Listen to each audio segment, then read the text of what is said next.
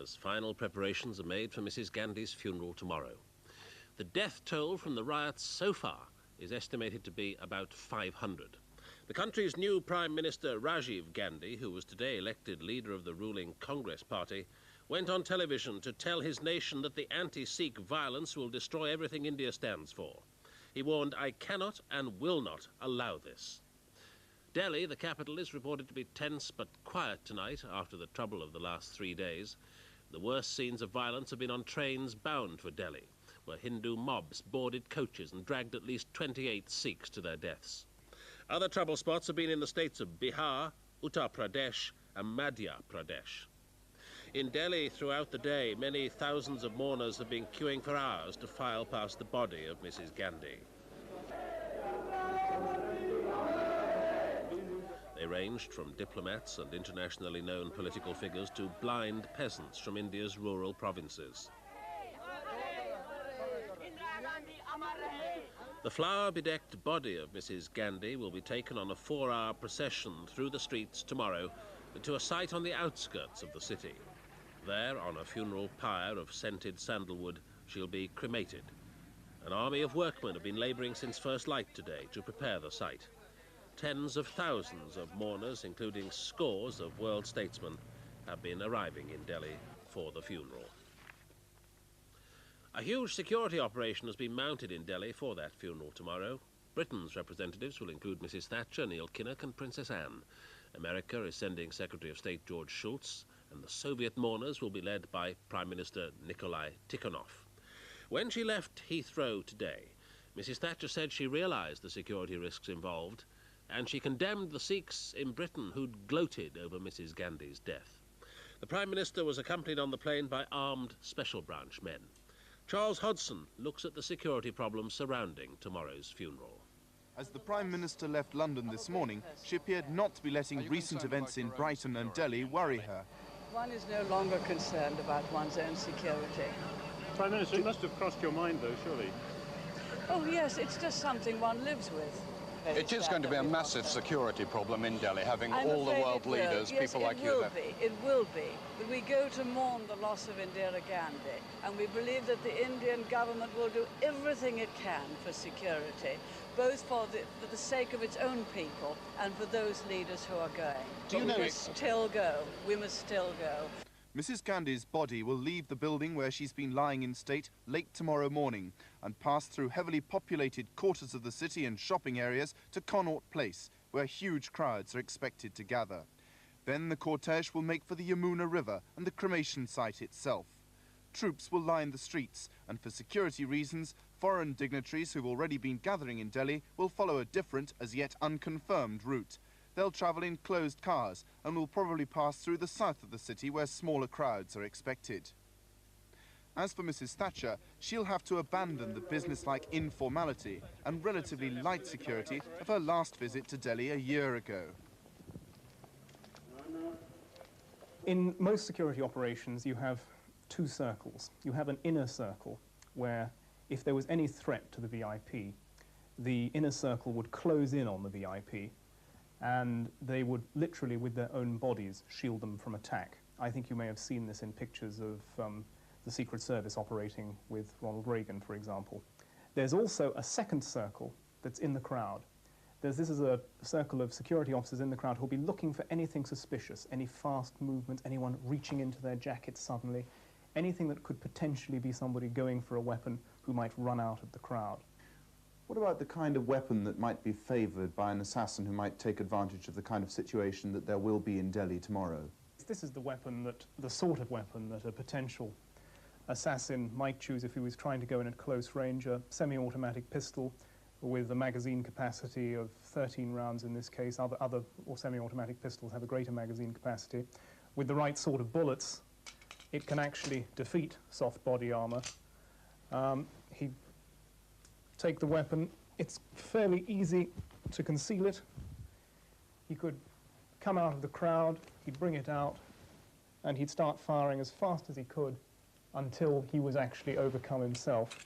So how serious a risk is it for Mrs. Thatcher? Is she literally taking her life in her hands in going to Delhi now? She has an enormous advantage because her her people will be alert because they realize there is a threat. And generally, it's when people don't think that there's a threat that things happen.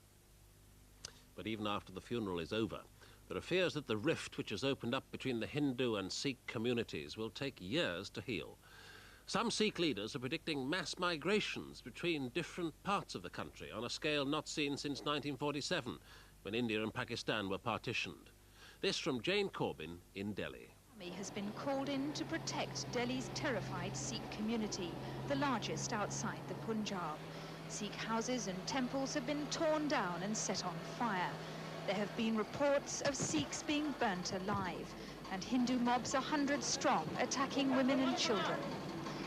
The families who've not been able to flee the city are in hiding, barricaded in their homes.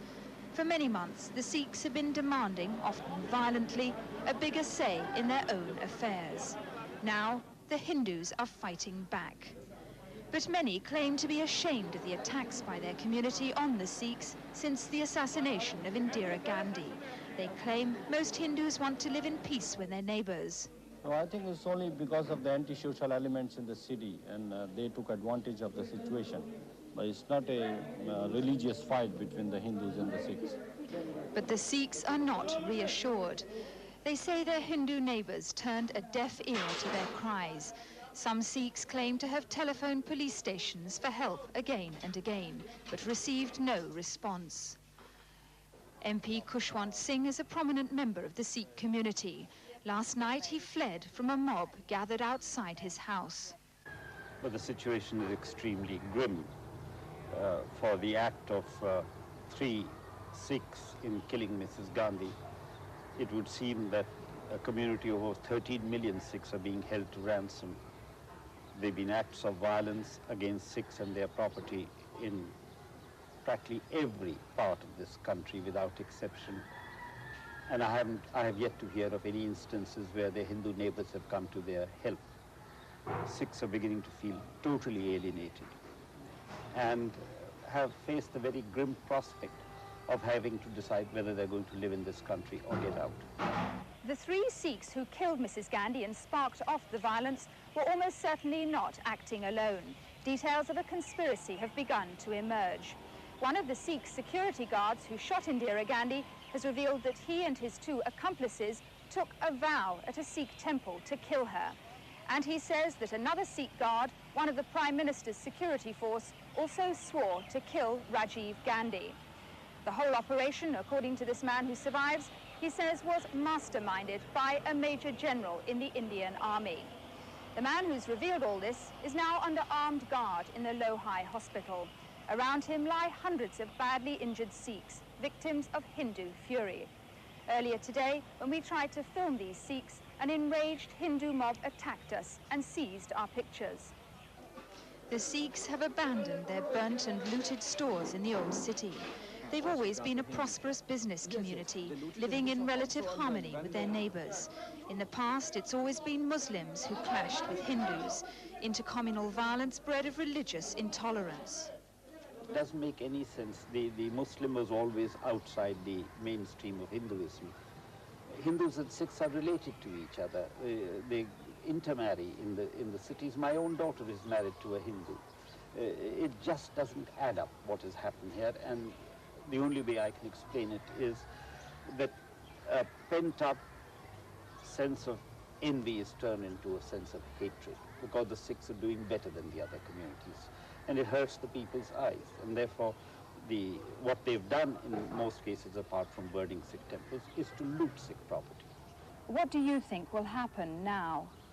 Unless the government is able to contain this violence against the Sikhs, and somehow assuage their feelings, enter into some kind of agreement with their leaders, there will be an inevitable exchange of populations. The Sikhs feel insecure here, they'll be driven out of the country into the Punjab, and in turn the Hindus will be driven out from the Punjab.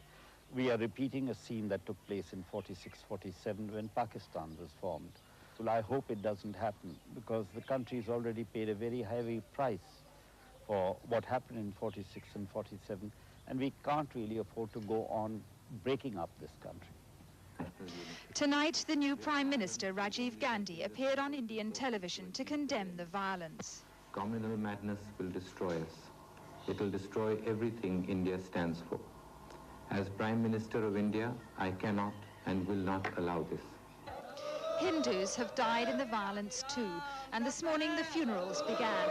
The fear in Delhi is that tomorrow's state funeral for Mrs. Gandhi could incite more intercommunal clashes, as the Hindu majority remembers their Prime Minister was gunned down by Sikh assassins.